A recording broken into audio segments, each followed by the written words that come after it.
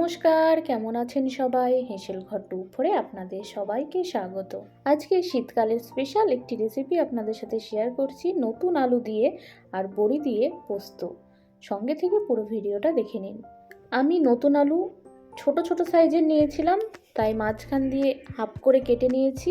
পোস্ত নিয়েছি, একটা টমেটো আর কাঁচা লঙ্কা। পোস্ত আর কাঁচা লঙ্কার একটা পেস্ট বানিয়ে নেব। অন্যদিকে কড়াই বসিয়ে তার মধ্যে প্রথমেই কলাই ডালের বড়িগুলোকে দিয়ে ভেজে নেব। শুধু আলু পোস্ত আশা করছি আপনারা বাড়িতে অনেকেই রান্না করে খেয়েছেন।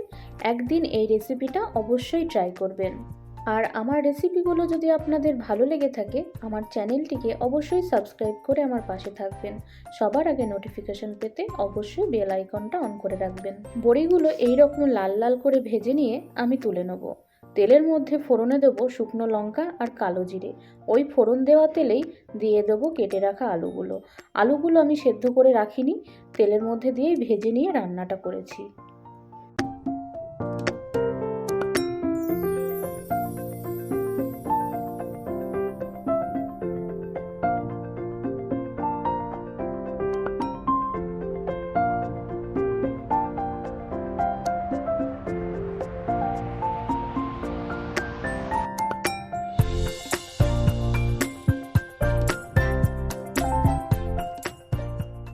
অল্প সামান্য নুন একটু আলুর উপরে দিয়ে দিলাম। আলুটাকে মোটামুটি সেদ্ধ করার মতো ভেজে নেব, গ্যাসের ফ্লেমটা লো টু মিডিয়াম রেখে।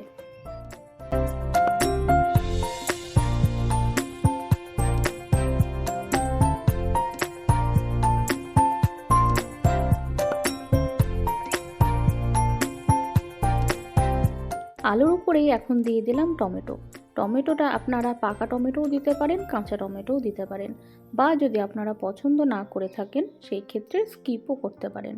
টমেটোটা একটু নেড়ে আলুর সাথেই পরিমাণ মতো জল দিয়ে দেবো। জলের পরিমাণটা অনেকটাই বেশি দেবো।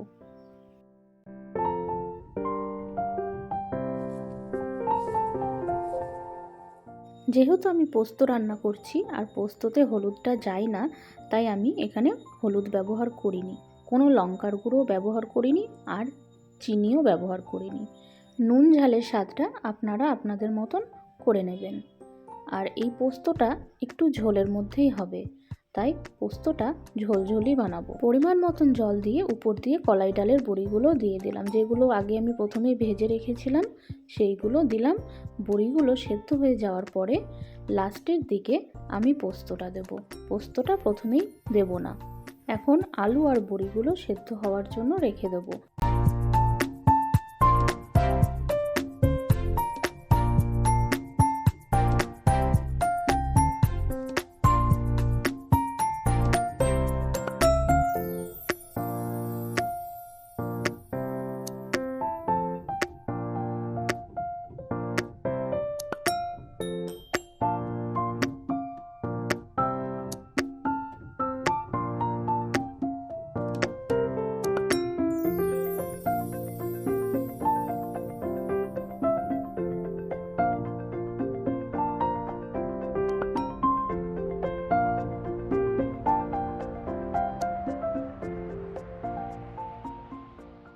আলু আর বড়ি খুব ভালো মতো সেদ্ধ হয়ে গেলে এখন দিয়ে দিলাম পোস্ত আর কাঁচা লঙ্কার পেস্ট।